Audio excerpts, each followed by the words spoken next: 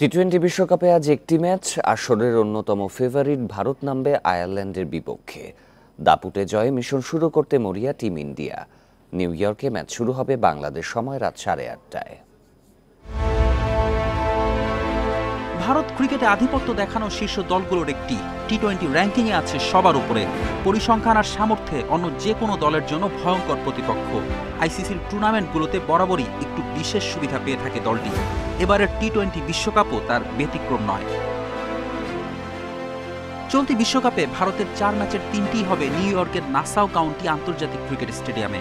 Ireland, Pakistan, যুক্তরাষ্ট্রের সাথে এই এক্সক্লুসিভ স্টেডিয়ামে খেলবে রোহিতের দল। কানাডার সাথে ম্যাচটি কেবল ফ্লোরিডায়। গ্রুপ পর্বে যুক্তরাষ্ট্রের বাইরে যেতে হচ্ছে না ভারতীয় দলকে।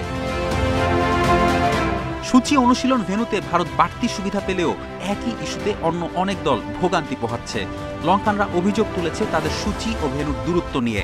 অস্ট্রেলিয়ার কামিন্স, স্টার্ক, ম্যাক্সওয়েলরা ফ্লাইট বিলম্বের বিড়ম্বনায় পড়েছেন। এত সব সুবিধা সঙ্গী করে আয়ারল্যান্ডের সঙ্গে বিশ্বকাপের প্রথম ম্যাচে নামবে ভারত। একমাত্র ওয়ার্ম আপ ম্যাচে বাংলাদেশকে নাস্তানাবুদ করে প্রস্তুতিও ভালোই সেরেছে রোহিতরা। অন্যদিকে র্যাঙ্কিংয়ে ভারতের চেয়ে 10 ধাপ পিছিয়ে আইরিশরা। বিশ্বকাপে তাদের একমাত্র প্রস্তুতি ম্যাচে লঙ্কানদের কাছে বড় ব্যবধানে হার। হারানোর কিছু নেই পল স্টার্লিংয়ের দলের।